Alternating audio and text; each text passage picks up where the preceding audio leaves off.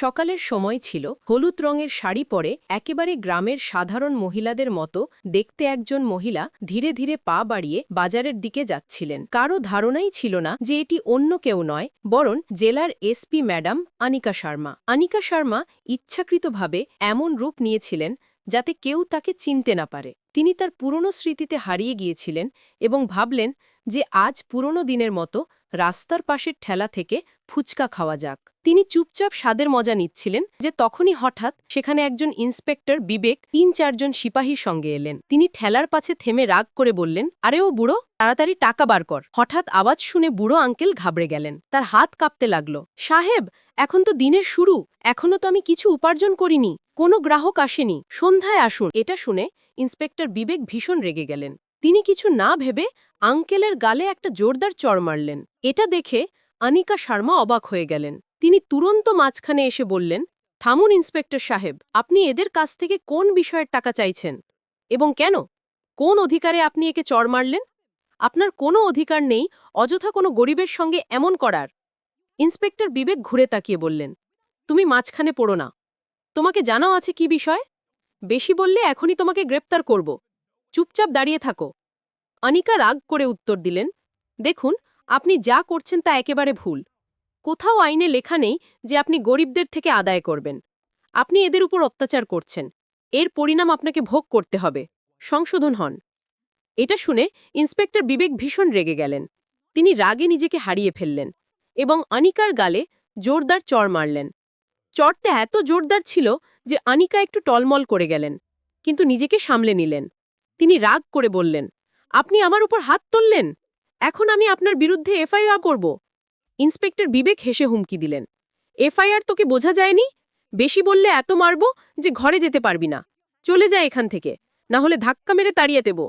Inspector বিবেক রাগ করে আবার ফুচকাওয়ালা আঙ্কেলের কলার ধরে চিৎকার করে বললেন, আরে বুড়ো, বেশি চালাকি করিস না, তাড়াতাড়ি টাকা বার কর, না হলে এখনই তোর ঠেলা তুলে নেব। এত বলে ইন্সপেক্টর বিবেক রাগ করে ঠেলায় জোরদার লাথি মারলেন। ঠেলা উল্টে গেল এবং সব ফুচকা রাস্তায় ছড়িয়ে পড়ল। বেচারা আঙ্কেল ভয়ে কাঁদতে লাগলেন। তিনি হাঁটু গেড়ে বসে ফুচকা সংগ্রহ করতে লাগলেন। তখনই ইন্সপেক্টর বিবেক লাঠি তুলে আঙ্কেলের পিঠে জোরে মারলেন।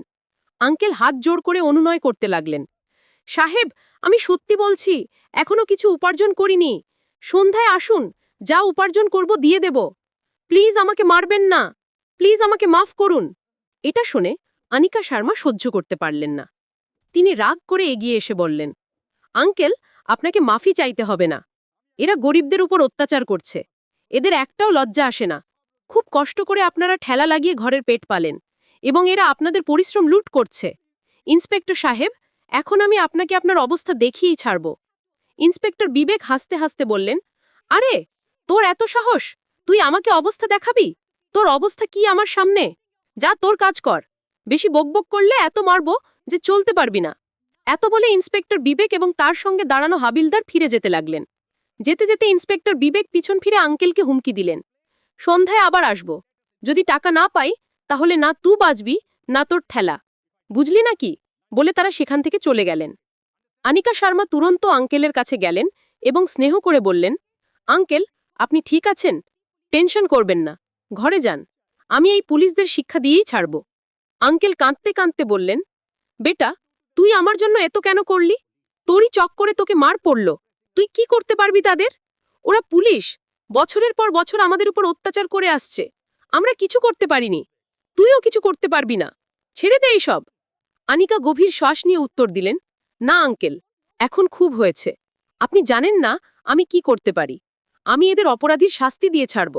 আপনি চিন্তা করবেন না, শুধু ঘরে যান এবং বিশ্রাম করুন। এটা বলে আনিকা শর্মা সেখান থেকে বেরিয়ে গেলেন এবং সোজা ঘরে পৌঁছলেন। ঘরে পৌঁছে রাস্তায় ঘটা সব কথা তার মনে ঘুরতে লাগল। তার রক্ত ফুটে উঠছিল।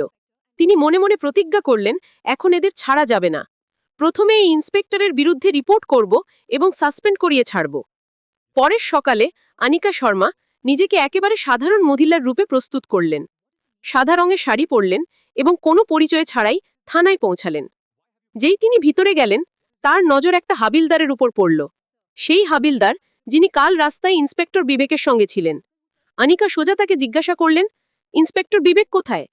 হাবিলদার উত্তর দিলেন, ম্যাডাম, তিনি কোনো কাজে শহরে গিয়েছেন। এসএও সাহেবও বাইরে গিয়েছেন। এমন সময় পিছন দিক দরজা থেকে এসএও রাহুল শর্মা ভিতরে এলেন। নজর সাদা শাড়ি পরা সেই মহিলার উপর পড়ল এবং তিনি সোজা আনিকা শর্মার কাছে গেলেন। কি ব্যাপার ম্যাডাম, এখানে কেন এসেছেন? আপনার কি কাজ? থানায় উপস্থিত সিপাহী এবং এসএও রাহুল শর্মার দুজনেরই একটুও ধারণা ছিল না যে তাদের সামনে দাঁড়িয়ে থাকা এই সাধারণ দেখতে মহিলা আসলে জেলার এসপি আনিকা শর্মা, যিনি এখানে নিজের ইন্সপেক্টরের বিরুদ্ধে রিপোর্ট করতে এসেছেন। আনিকা শর্মা তার মধুর কিন্তু কঠোর কণ্ঠে বললেন, স্যার, আমাকে ইন্সপেক্টর বিবেকের বিরুদ্ধে রিপোর্ট করতে হবে। তিনি রাস্তায় ফুচকার ঠেলা লাগিয়ে বসা এক বুড়ো আঙ্কেলকে চড় মেরেছেন, তার ঠেলা উল্টিয়ে দিয়েছেন এবং তার সব জিনিস রাস্তায় ছড়িয়ে দিয়েছেন। যখন আমি তাকে থামিয়েছি তখন তিনি আমার উপরও হাত তুলেছেন। তিনি সেই গরিব আঙ্কেলের সঙ্গে খুব অত্যাচার করেছেন। এজন্যই আমি এখানে এসেছি যাতে ইন্সপেক্টর বিবেকের বিরুদ্ধে এফআইআর হয়। আপনি তুরন্ত রিপোর্ট লিখুন। এটা শুনে এসএও রাহুল শর্মা অবাক হয়ে গেলেন। তিনি তির্যক নজরে আনিকাকে দেখে বললেন, আপনি জানেন আপনি কার বিরুদ্ধে কথা বলছেন? তিনি এখানকার ইন্সপেক্টর। আমরা তার বিরুদ্ধে রিপোর্ট লিখতে পারি না। এবং তাছাড়া কি হয়েছে যদি তিনি একটা চড় মেরেছেন? ছেড়ে দিন এসব কথা। যাই হোক, সেই গরিব কি করতে পারে? আপনি বেকার টেনশন করবেন না এবং ঘরে যান। এটা শুনে আনিকা শর্মার রক্ত ফুটে উঠল। তিনি রাগ করে উত্তর দিলেন, দেখুন, আমাকে আইন শেখাবেন না। এই দেশে বাস করা প্রত্যেক নাগরিক সমান, গরিব হোক বা ধনী। যদি কেউ অপরাধ করে তাহলে তার বিরুদ্ধে অ্যাকশন নিতে হবে। প্রত্যেককে ন্যায় পাওয়ার অধিকার আছে এবং যদি আপনি রিপোর্ট না করেন তাহলে আমি আপনার বিরুদ্ধেও কার্যক্রম করতে পারি। বুঝলেন আপনি? রাহুল শর্মা এটা শুনে রেগে গেলেন। তিনি রাগ করে আওয়াজ উঁচু করে বললেন, তোর এত অবস্থা, তুই আমাদের উপর রিপোর্ট করবি? আমি চাইলে এখনই তোকে ভিতরে করে দেব। বেশি জিপ চালাবি না এবং এখান থেকে চলে যা। তুই জানিস না আমাদের কত পাওয়ার আছে। ভালো হয় চুপচাপ এখান থেকে বেরিয়ে যা।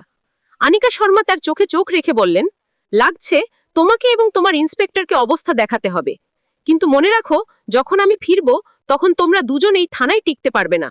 আমার কথা মনে রাখো। এত বলে তিনি রাগ করে থানা থেকে বেরিয়ে গেলেন। থানায় উপস্থিত হাবিলদার এবং বাকি সিপাহীরা চুপচাপ একে অপরের মুখ দেখতে লাগলেন। সবার মনে একই প্রশ্ন ছিল, এই মহিলা আসলে কে যে এত নির্ভীক কথা বলে চলে গেল? আনিকা শর্মা ঘরে ফিরলেন। তার রাগ এখন আরো বেড়ে গিয়েছিল। তিনি নিজেকে বললেন, এই থানা পরিষ্কারের দাবি রাখে। যদি এমন লোক এখানে থাকে তাহলে গরিবদের অধিকার মারতে থাকবে এবং শহর নষ্ট হয়ে যাবে। এখন এদের উন্মোচন করতে হবে। তিনি তুরন্ত সিদ্ধান্ত নিলেন এবং সোজা ডিএম কুনালের অফিসে পৌঁছালেন। ভিতরে পৌঁছে তিনি পুরো ঘটনা ডিএমকে শোনালেন। সব শুনে ডিএমেরও রক্ত ফুটে উঠল। তিনি কঠোর স্বরে বললেন, আনিকা ম্যাডাম, যা আপনি বললেন তা খুব লজ্জাজনক, কিন্তু কার্যক্রমের জন্য আমাদের প্রমাণ চাই। আপনার কাছে কি প্রমাণ আছে? আনিকা তুরন্ত তার ফোন বার করে বললেন, হ্যাঁ স্যার, আমার কাছে প্রমাণ আছে। যখন আমি থানায় রিপোর্ট করতে গিয়েছিলাম আমি আমার ফোনের রেকর্ডিং অন করে রেখেছিলাম। তাতে এসএও রাহুল শর্মার সব কথা রেকর্ড হয়ে গিয়েছে।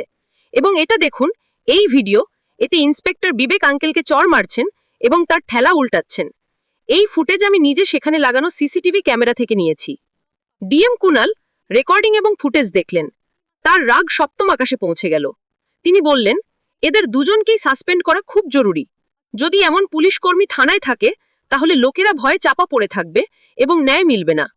এখন আর নয়, আমি কাল সকালে প্রেস মিটিং ডাকব। তাতে সব বড় অফিসার, নেতা এবং মিডিয়া উপস্থিত থাকবে এবং আমি তাদের সামনে এদের দুজনের কীর্তি উন্মোচন করে এদের সাসপেন্ড করব।